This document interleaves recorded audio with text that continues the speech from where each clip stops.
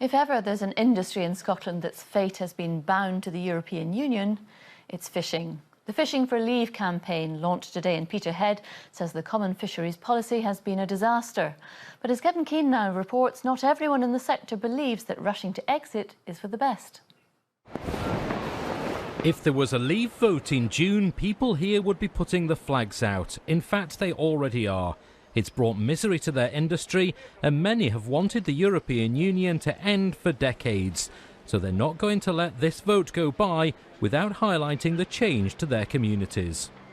Peterhead's one of the few survivors, and in Peterhead alone, they've seen a 60 to 70% decrease in their fleet. As I said, towns synonymous with fishing. You've got Grimsby, Aberdeen, Hull, Oban, Ayr, Fleetwood. All these places are gone.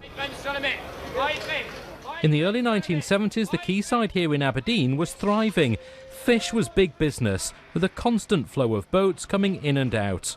But that's now long gone, with only the oil supply ships keeping this harbour in trade.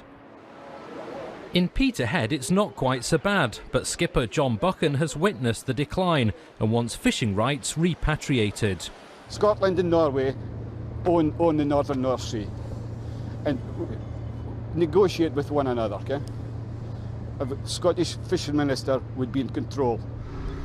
The common fisheries policy has had a heavy effect on ports like this, and there's no doubting that Peterhead and other fishing communities are very heavily in favour of the UK leaving the European Union. But this processor says the decades of hardship from the common fisheries policy is finally paying off. We have a thriving species range out there. Everything is looking healthy, everything is looking positive. To throw that away and say we're now going back to square one again, I think would be very dangerous. Much of this fish ultimately ends up on dinner plates on the continent, and so the relationship with Europe is complex. I think the closure of the Russian market illustrates the very real risks that there are for our industry if we find ourselves disconnected from many of our important customers in Europe. This is an industry which is no stranger to a fight. The one over the EU could be its most passionate. Kevin Keane reporting, Scotland, Peterhead.